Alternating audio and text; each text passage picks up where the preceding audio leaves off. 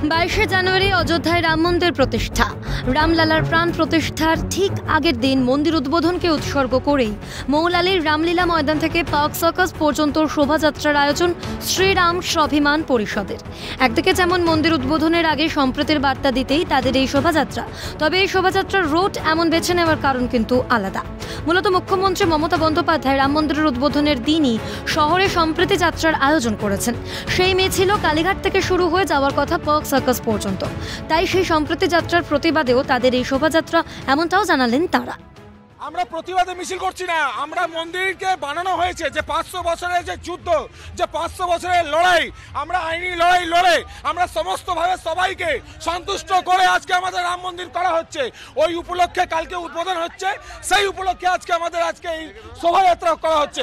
কিন্তু তার সাথে সাথে আমাদের প্রতিবাদও রয়েছে কি কেন এই রাজ্যের মুখ্যমন্ত্রী কেন হিন্দুদের যে ধর্ম, যে আচরণ, যে আমাদের ভালো সময় যখন শিলান্যাস হয়েছিল 5ই আগস্ট, যখন 5ই আগস্ট যখন শিলান্যাস হয়েছিল তখনও কিন্তু উনি লকডাউন লাগিয়েছিলেন। আপনাদের মনে হবে কি 2020-তে 5ই আগস্ট পশ্চিমবঙ্গের মধ্যে লকডাউন লাগানো হয়েছিল। আর আজকে আপনি দেখুন, যখন মন্দিরের নির্মাণ করা হচ্ছে, যখন মন্দিরকে বানানো হচ্ছে, তখন আবার উনি এখানে একটা সম্প্রীতি মিছিল করছেন। এটা উনি কলঙ্ক, উনি হিন্দু ধর্মের নামে কলঙ্ক। মমতা ব্যানার্জি এই যে ঢং করছেন, এই যে ডুপ্লিকেট হিন্দু হওয়ার ঢং করছেন, এটা বঙ্গভূমির প্রতিটি মানুষ বুঝে গেছে। তো এগুলো করে কোনো লাভ নেই। আমাদের 500 বছরের লড়াইয়ের পর আমাদের রামলালা রাম মন্দিরে প্রতিস্থাপিত হতে পেরেছেন এবং রাম মন্দিরে প্রতিস্থাপিত হতে পেরেছেন।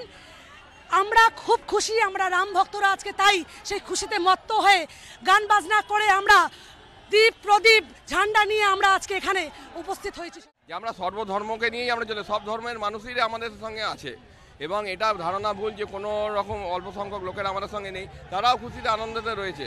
এটা ধারণা মমতা ব্যানার্জি ছড়ানোর চেষ্টা করছে।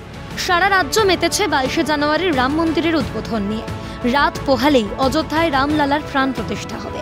তবে তারই ঠিক আগের দিন শ্রীরাম স্বাভিমান পরিষদের পক্ষ থেকে এই শোভাযাত্রা তাৎপর্যপূর্ণ বলছে ওয়াকিবহাল মহলের একাংশ। ক্যামেরায় দীপ্ত চক্রবর্তী, গোপাল তপাদার ও মদন সরকারের সঙ্গে দীপাঞ্জনা সাউ দত্ত, রেশমি দাস ও অভিরূপা সাহার রিপোর্ট, ক্যালকাটা নিউজ।